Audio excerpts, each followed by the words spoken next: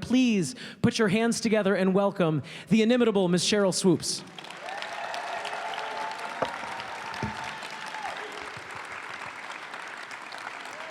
I'm not kidding. Just reading the resume could take 25 minutes. Thank you.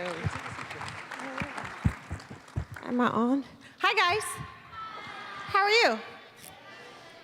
Welcome back to Springfield, Sheryl. Thank you. It's always so special to get a chance to sit with you and with Hall of Famers underneath your faces. It must be surreal. I'm going to start where I usually finish.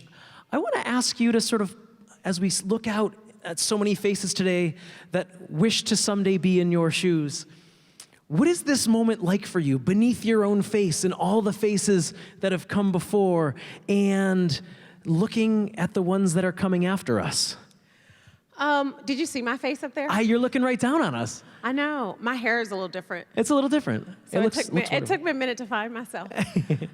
Wow. You know, it never fails. Every time I come here, it feels very surreal. Yeah. You know, I grew up like all of these young ladies and young men sitting here, of dreams and goals and aspirations of things that I wanted to do as I got older and as I grew up.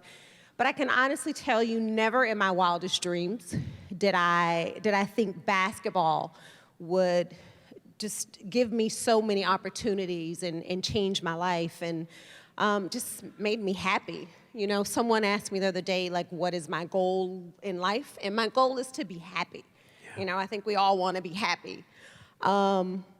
But if I had to say something to all these young ladies sitting here, it would be just, you know, I got here because of the sacrifices I made and the hard work that I put in and the discipline that I had and the commitment that I had.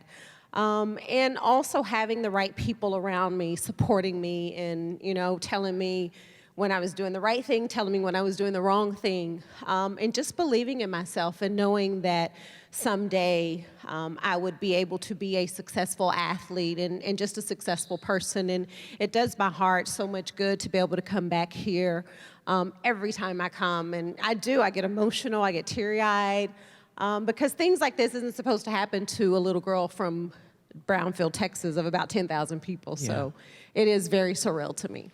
It's surreal to all of us to be able to listen to your story, because as you mentioned, growing up in Brownfield, Texas, we're not talking about big city Dallas, we're not talking about big city Austin, we're not talking about big city Houston. Right. We're talking about Brownfield, small town about 40 miles outside of Lubbock, where eventually you'll make your name for yourself. In the middle of nowhere. In the middle of, yeah. Mm-hmm. And legend, I know it's interesting because people who have accomplished things like you, your stories get to be a little bit legend. So I'm curious if you could talk about, the legend is that you found basketball playing outside with your older brothers, mm-hmm. and taking your lumps. Is there truth to that? And is that really where your love? There's a lot of truth to it. Is there? I did. I grew up playing basketball with my two oldest brothers. I started playing when I was 7 years old, and even then, my brothers would, you know, tell me I shouldn't do it because basketball was a man's sport and I was a girl. And even my mom at the time didn't want me to play basketball. But I knew there was something about the game that when I was playing and I was on the court, whether that was outside playing or in the gym, that allowed me just to kind of be free. Just to be myself. And, you know, for 2-3 hours out of the day, however long I was out there playing, I actually like to just stay out there until nighttime, until my mom told me I had to come in. But it was an opportunity for me just to be myself. And it did so much for my self-confidence, because growing up in junior high, high school, I was typically taller than even all the boys. Like, there were a couple boys I liked, and, you know, I was taller than them, so it was hard for me to handle that at the time. So, but basketball was just an opportunity for me just to go out there and to have fun, and it just did so much for my confidence. And it was just those few hours out of the day where it didn't really matter what people thought about me, mm-hmm. What they said about me. It was just me, the hoop, the ground, not necessarily a net, and a basketball, and that was all I needed. You talk about confidence, and I'm always I'm always inspired by your story, making decisions for yourself from early on. So we remember you from Texas Tech, but your college journey didn't start at Texas Tech. It started at Texas. And almost immediately, as the story goes, you realized that, again, making a confident decision for the young woman that you were and the person who you were becoming, you realized almost immediately that Texas didn't feel right. And so can you talk about how difficult that was for you at 19 years old to have to make that first big life decision like that? Well, I may be a little different because today, like, people transfer, like, they change clothes, which is unfortunate at times. But when I made the decision coming out of high school to go to the University of Texas, honestly, I did it because that's what everybody said I was supposed to do. Sure. Coming from Brownfield, Texas, if back in the day, Texas was like, I'll say UConn, because I know there are probably a lot of UConn fans in here. Texas was like the UConn back in the day. So if you were good, or you wanted to be good, or you wanted to win national championships, that's where you went. And the fact that they were recruiting me, they had offered me a scholarship, it was like a no-brainer. It's like, that's where you have to go. So I signed my national letter of intent. I went there. And also, I thought I wanted to get away from my mom. I was like, oh, God, yes, I can get away from my mom. Because it was about 8 hours away from home. So I did it. And I knew that it was a great program. I would be a very good basketball player in that system. But as you said, I left. I went there. I was there for about 6 days. And I called my mom every single day crying. And my mom said to me, no, you made that commitment to go there, so you're going to stay there. So me calling her once a day turned into me calling her like 3 times a day, boo-hooing. So she finally said, if it's not the right fit for you, then you should come back. So I went back home, and I can honestly tell you that the decision I made, nothing against the University of Texas, I think they're a phenomenal program, but the decision that I made to leave was what was best for me. And I can honestly tell you that every step I've taken since then, I don't regret it. When I left Texas, I went to a junior college for 2 years, South Plains Junior College, and was probably the best decision I made, because not only did it help me develop as a basketball player, it taught me how to be a college student athlete. And played there 2 years, left there, went to Texas Tech, and as they say, the rest is history. It is history. You go from hook 'em horns to wreck 'em, right? I mean, you were... I did. And your career at Texas Tech, we'll talk about it in a moment. I want to talk about your recruitment, because when Coach Sharp gets a hold of a young Sheryl Swoopes who's already seen some things, you've been to Texas, you've been to South Plains College, this was the first recruitment of its kind, really. What did Coach Sharp say to you that led you to Lubbock? It wasn't what she said to me, it was what she said to my mom. Really? Because she had to win my mom over. Because Yes. I was sold. I knew I wanted to stay closer to home, and Lubbock was only about a 45-minute drive from Brownfield versus 8 hours.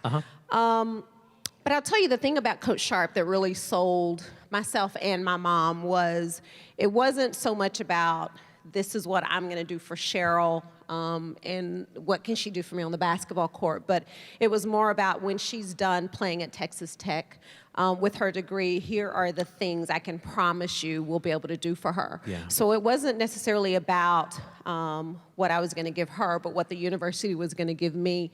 And, people probably say this all the time, but the thing I really appreciate about her is she was like, and still is like, a mother figure to me. She absolutely cares about you as a person before she does as an athlete.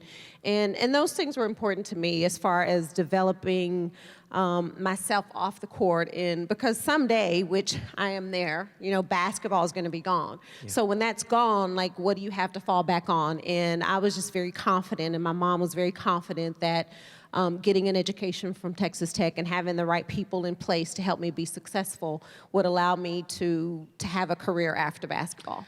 Now, the 1993 title game, the national championship game, get a load of these numbers. 47 points in a single game, a national championship game, including an old school three-point play to seal up the victory. That was the night, the single night, We're roughly the same vintage. When Sheryl Swoopes became more than just someone that only the basketball heads talked about in my crew. Now you were being spoken about across the country by everyone. So let me ask you, on that night, 47 points, an iconic, still to this day, one of the most iconic performances in a national championship game, period. Do you realize in the moment that it is a special night, or are you just flowing so much that you're just at work? I don't know. No? Here's what I'll tell you. That particular moment, that Final Four, was like no one really had heard of Texas Tech, didn't know where Lubbock, Texas was. We were the underdogs. And I've always been the type of person that when I'm the underdog, like that just motivates me. Yeah. And, I just want to go and prove people wrong. And I remember talking to my teammates saying to them, like, we're going to win it all. And of course they looked at me like, okay, like if you say so, then it's going to happen. But it was just, that moment to me was it was just crazy. It seemed like everything I threw up, like it was like the basket was like an ocean. Yeah. It was like everything I threw up was like I could close my eyes and do that and it was like gonna go in. But what was so much fun about that tournament was the unknown. Like it was Texas Tech, Ohio State, Vanderbilt, and Iowa, I believe. And so everyone had picked one of those three to win it all, and no one really picked Texas Tech to win it all. But my teammates and I just felt so confident in our preparation and what the staff had done and in ourselves. And, we had nothing to lose. So it was just one of those things where I just went out there and I just did my thing. Might be the last time that Sheryl Swoopes was an underdog. That could be the very last night that people looked at you and were like, I don't know if she can do this. I don't know. I don't know if I'd say that was the last time, because I've been the underdog a few times. I love that about your story. So after the national championship game, of course, this is pre-WNBA, so you were overseas playing for a few years. But in 1996, once again, the nation turns its eyes to the sport. And that 1996 gold medal team is one of my favorite rosters of all time, because it was when we got to see the veterans like Katrina, Teresa, playing with this new guard of Sheryl Swoopes, Lisa Leslie, Rebecca Lobo, and it seemed like that moment was the emergence of the women's game on the front of our consciousness. Can you talk about that tournament and that experience in Atlanta and the way that gelled, that unit for you? I can remember, playing in Atlanta in '93 at Texas Tech, and then having an opportunity to go back to Atlanta in '96 for my first Olympics. And I remember just being overwhelmed by just all of it. Yeah. But it was excitement. And I think every single one of us on that 1996 team, before it became the Olympic team, it was the national team. So we did this big college tour where we went and played all the top Division I colleges, and then we did a big European tour. I think that year, 95, 96, we were, 60-0. And I think at that moment, we all kind of realized, we might actually have something pretty special here. But I think every single player on that team after the '96 Olympics felt a responsibility to help grow the game and to help bring positive awareness about the game. And I can honestly tell you that I had so many people come up to me and say, wow, you guys can really play. And it wasn't about men's basketball, women's basketball, it was just about great basketball. And I think having an opportunity to be a part of that team, which was so special and so good, and just some incredible women, opening doors for the WNBA to start and opening people's eyes to just how competitive and how good we as women are. I think we all felt a great sense of responsibility to kind of carry that on our shoulders and say, look at us, yes, we're here, we've arrived. And even to this day, I think we all continue to have a great sense of pride and still a sense of responsibility to help promote the game. What I love about What I dislike about the fact that it's 22 years ago is that means that we're 22 years older than, which, it is what it is. Yes, we are. But the other part means that this year, the WNBA draft will have women drafted who have only been alive when the WNBA has been formed. I think that is that's a large testimony to the accomplishments and perseverance of you and your colleagues. So I thank you. It's remarkable. Thank you. 1997, 1 year later, we have the WNBA draft, the first ever WNBA draft. And I would contend that if not for the 96 gold medal, we might not have welcomed it as much as we did.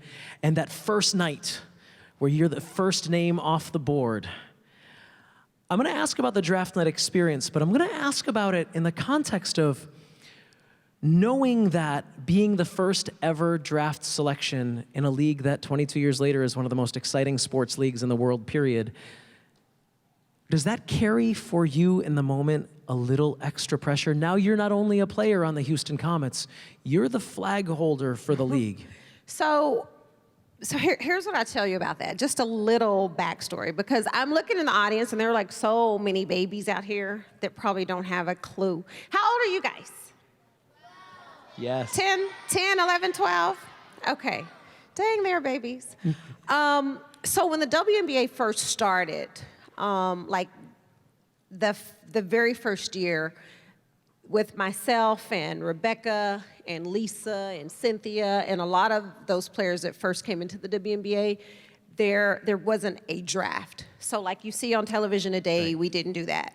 The league came to me and said, Sheryl, you are from Texas. We have a team in Houston. You're going to go play for Houston. And I said, okay, I'll go play for Houston. They did the same thing with Lisa, with Rebecca, with Cynthia Cooper, because she had been playing overseas. And the idea behind that was they wanted to keep us in an area, in a region where we were from, so we sort of kind of already had a fan base.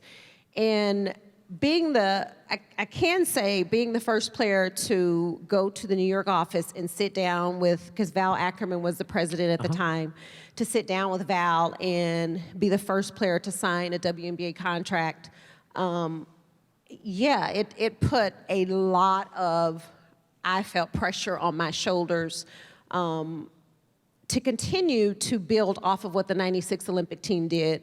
For me, what added more pressure to that was, after I signed my contract, I found out a few months later that I was actually pregnant with my son. And I had no idea how I was going to tell the league, when I was going to tell the league, because we had done a lot of promotional things and marketing behind myself. And yes, she's going to be playing in Houston the first year. And it took a while before I finally went to the league and said, hey, listen, I am unfortunately not going to be playing in the first season. But what really helped me get through that was how supportive they were. Yeah. And about 6 weeks after I gave birth to my son, 7 weeks after I gave birth to my son, I came back and I tried to play. I was still a little bit, moms in the audience can understand this. There was stuff going on that didn't go on before I got pregnant. So it was a little hard, but I absolutely wanted to be a part of the first season. So when I look back, as you said, 21, 22 years later, and to see exactly how far the league has come, and for me to continue to be around and be involved and be a part of it, I look at the league as my baby. And I feel a great sense of pride in seeing how far it's come and all the talent that's coming into the league today. I absolutely think the league is headed in the right direction. Well, this is the part that I told you about. I only have 3 questions left for Sheryl Swoopes. So if there is a question you've been dying to ask her, after this next question, I'll ask you to raise your hand, and one of the great Hoop Hall staffers will come around and select a handful of you to ask that question. So be thinking about it. There's something I'm forgetting, and you're not going to forget it. I have confidence in all of you. The Houston Comets, that team, that franchise, I'm not sure we can quite put into words what Coach Van Chancellor and you and Cynthia and Tina, I mean, 4 straight titles. If you look in the history books, The first 4 WNBA titles were won by the Houston Comets and your team. In the meantime, the women's game is rocketing forward. From that first title to that 4th title, how had the league changed?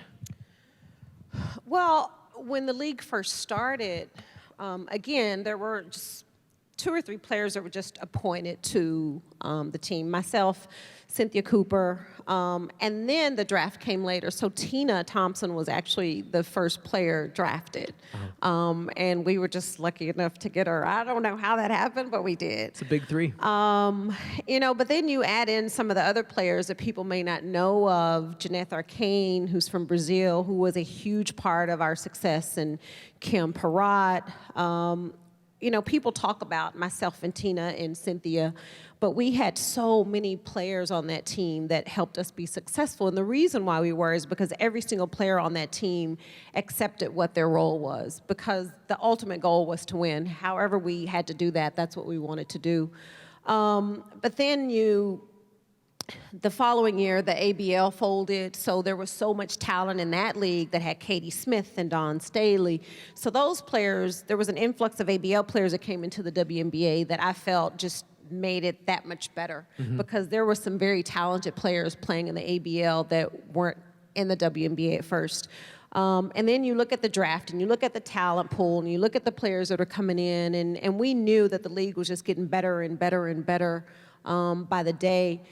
But I think what made us be so good and so successful was that, and I'm a firm believer that when your best players are putting the time in the gym, you're the first ones there, you're the last ones to leave, you're diving on the floor, you're working hard. When your best players are doing those things, then every other player is just going to fall in and want to do the exact same thing. So when you have everybody bought in and on the same page, and you know that you have a target on your back, that everybody's coming for you, it just made us that much hungrier. And we spent so much time working on our games individually in the off season, and just wanting to get better as an individual, which was in turn going to make us better as a team. I think that's why we were able to be so successful those first 4 years, and it was a lot of fun. It was a lot of fun to watch. It was a lot of fun. All right, do you have a question for Sheryl Swoopes? Raise your hand right now, and the great Hoop Hall staff will come around and recognize a handful of you. This is exciting. Look at all these. You know what I'll do? This will be my last question. We'll save a time for a couple of extra. That's a lot of questions. That's a lot of questions. Well, this is exciting. So meanwhile, in '96, you win your first gold medal. There's 2 more gold medals, 2000, 2004, and you go from being one of the vanguards of the new generation to 2004 being one of those players who, like you were looking up to in '96 in Atlanta. And that seemed very natural for Sheryl Swoopes. It seemed like a natural flow for you to turn into someone who is then helping along the next generation of players. Was it natural, or did you have to talk yourself into that? No, I think for me it was natural, because in '96, as you said, I was one of the younger players on the team, if not the youngest. So I had great veterans that I could look up to: Teresa Edwards, Katrina McClain, Jennifer Azzi. So they were the leaders, and you know, I had great people that taught myself and Dawn and Lisa how to be leaders. So I just tried to watch and listen and learn and grow. And then when it became my turn, as you said, in 2004, to be the vet and to be the leader, I just tried to carry those things that they taught me. This is what you do. When you're in that position to be a leader, this is how you lead your team. And, you know, I had great examples. So it was a thing that I welcomed and I loved and I enjoyed, because I feel like everybody at some point will have their turn to be, you know, that leader, to be that vet. And that's all I've ever wanted to do, was just be a great leader and be a great example and be a great teammate. And, you know, because without my teammates and without having an opportunity to play with some of the best players in the world, there's absolutely no way I would be a Hall of Famer. Ladies and gentlemen, Sheryl Swoopes. Thank you. Thank you. Thank you. All right, Sheryl. Now here come the hard questions. I can guarantee these are the hard ones coming. So let's bring them on. I only have 2 requests for those of you who are asking a question. One is that you allow me to continue to hold the microphone, and the other is that you introduce yourself to Miss Swoopes before you ask. Deal? Hi. Hi. How are you? Fine. How are you? Good, thank you. What's your name? Ella. Hi, Ella. Hi. Ella, where are you from? Connecticut. Okay. Yeah. What are all those bracelets you have on? Oh, They didn't tell you I was gonna ask questions, huh? it's like a campus because I go to camp and like everyone just gets these like bracelets and stuff. So yeah. Few. Oh. I need one of yours. No? Okay, what's your question? My question is like, what kept you motivated to like keep playing and like keep going to those games and like stuff like that? What kept me motivated to keep playing? You know, I've always felt like, excuse me, there's always somebody somewhere that was working a little bit harder than me. And I've always wanted to be the best version of myself that I could be on the court and off the court. And I've always had people along the way that doubted me, that questioned if I could do certain things. And I never allowed that to deter me or distract me from what my ultimate goal was. And my ultimate goal has always been just to be the best. And every time I thought about that, I would just go to the gym and I would work harder. I didn't spend as much time working on my strengths as I spent working on my weaknesses because I knew other people knew what my strengths were. So I had to get better at what my weaknesses were. But every single day I woke up, I was motivated just to go out and find a way to be the best version of myself that I could be. Okay. Thank you, Ella. Aw, thanks. That is so kind. Come here, high five. Can I have a hug too?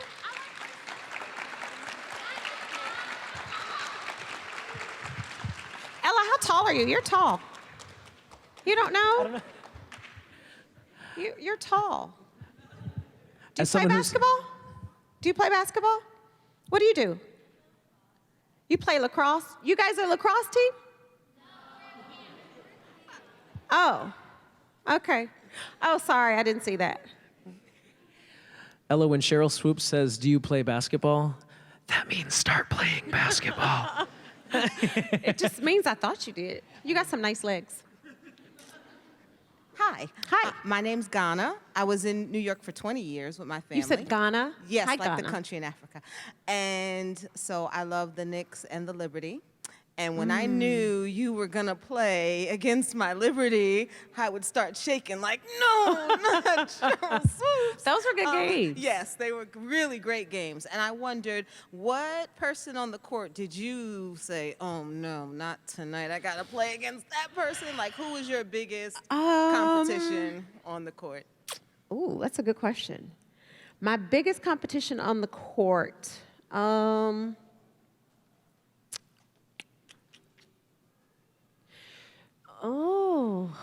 I mean, there were several, but I'll answer it this way. The team that I loved playing against but hated playing against would probably be the Sparks. Okay. Yeah, I did not like playing. Like, Lisa was very mean on the court. I love her to death. Like, today we're like really good buds, but she was just like, you knew it was going to be a battle from the time you stepped on the floor. Mm-hmm. That's how we felt about you in Liberty. But even with the Liberty, I loved those battles. Yes. I'm sure you just saw that somebody just posted the shot that Spoon hit, that half-court shot she hit the second game. So You don't have to rub it in. No, I'm not rubbing it in. So they showed that, and she Right. responded, and she was like, yeah, man, that was a great shot. You know, I made it, blah, blah, blah. Right. I said, but you only prolonged the inevitable. She did. I said, you only prolonged the inevitable for us to come back game 3, and, you know, we just had to find a way to get it done. But they were some incredible battles. I love playing against the Liberty. Okay, I'm happy to hear that. I did. Thank you for You're everything. welcome. Thank you. Thank you, Ghana. Camp Danby representing today. Hi. Hi. So I'm Haley, and I'm What's from your name? Haley. Haley, I need a bracelet. Okay. Okay, so I'm from Westchester, New York, and I was just wondering, what really made you decide that you wanted to be a basketball player? So like, what got you like really into it? What really made me decide I want to be a basketball player? Probably my brothers. Like, I saw my two oldest brothers going to play all the time. And one day, honestly, I said, like, what is this basketball thing? Like, let me go check it out. So I went with my brothers, and I started playing when I was 7. And I always knew there was something special about basketball that just really drew me to it. And even to this day, what I love about basketball is just the competitiveness of it and the opportunity. When I get on the court and I play, all it is what I see is me in that basketball. And that's just an opportunity for me just to, again, be myself. And I love the friendships that I've developed through basketball. I've traveled to the world because of basketball, and basketball just changed my life. And when I started playing, it was just fun. Yeah, same. I play too. You play too? Yeah. Then I definitely need a bracelet from you if you play. Thank you, Haley. That's an excellent question. Haley. Yeah.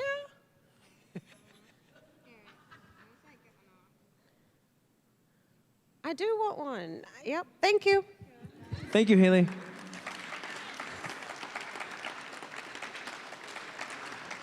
How are you today? Hello. Hi. You guys don't want him back, do you? Okay, thanks. That's cute. Hi, how are you? Good. What's your name? Giselle. Giselle. Oh, like the model? You don't know her, huh?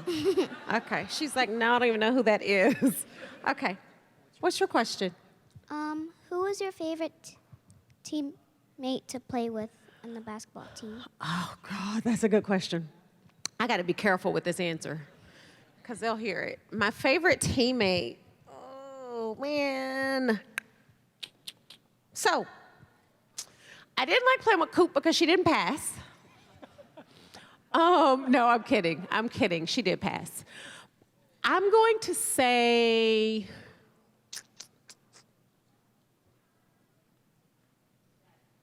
Dawn Staley.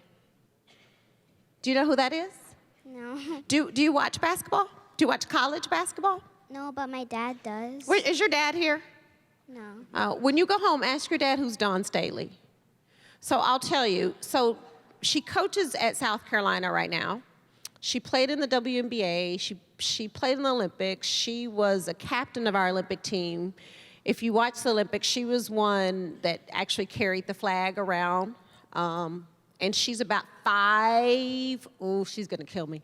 Dawn's about 5'9", but she plays point guard. But what I loved about Dawn was she was just such a great leader on the floor and just had a great sense of basketball and just made sure all of her teammates were always in the right place at the right time, and she was just a great leader. She's probably my favorite teammate to play with. Excellent question, Giselle. Thank you. Thanks, Giselle. Thank you very much. I get a hug from you too? You dance? What kind of dance? Do you? Can I see something? Let me see. That was pretty good. Thank you. Dang, you should play too. You got some long legs too. Must be something in the water. Hey, buddy. Hello. Hi. What's your name? My name is Parker. Hi, Parker. I am from North Carolina. And my question is, what team on the NBA, like what's your favorite team on the NBA? My favorite NBA team. Oh. Well, I think I should give you the politically correct answer. And I'm going to say the Houston Rockets. But if I'm being honest and truthful, Golden State. How about that? Is that your team? Yes. Man, I love Golden State. And Thank you, Parker. We're going to win another championship this year. Don't you think? Yes, Parker's Are you? fired up. Hey, Parker. Are you excited they got Boogie Cousins? Yeah? Yeah. I think we'll be pretty good. Good afternoon. How are you? So I'm Emerson, and Hi, Emerson. I'm from East Longmeadow, and my question is, what's the best piece of advice you've ever gotten? Ooh, the best piece of advice I've ever gotten? Yeah. Period or basketball advice? Period. Period. The best piece of advice I've ever gotten, honestly, is don't worry about being somebody you're not and just be yourself. Good. Thank you. You're welcome. Thank you, Emerson. Can I have high five? Can I ask you a question now? What's the best piece of advice you've ever gotten? Probably just to keep going and keep believing in myself, no matter how hard the situation is. I like that. I'm going to use that one now. Thank you. You're welcome. Thank you, Emerson. All right, Sheryl, we always save the hardest question for last. She looks like she has a tough question, too. Here it comes. How are you? Good. My name is Lashaya, and I'm from Lashaya? Hi, Lashaya. And I'm from Springfield, Massachusetts. And my question is, what team did you play for? Where? In high school, college, pro, Pro. or all of them? All of them. I knew you'd say that. So high school, I played for, my school was called Brownfield High School. We were the Brownfield Cubs. College, I played at South Plains Junior College and Texas Tech University. And pros, I played for the Houston Comets. And I played overseas, too. Wow. I played in Russia, I played in Italy, I played in Spain, I played in China, and I played in Australia. China's kind of surprising. China is surprising? I thought so, too. Thank you very much, Lashaya. Thank you.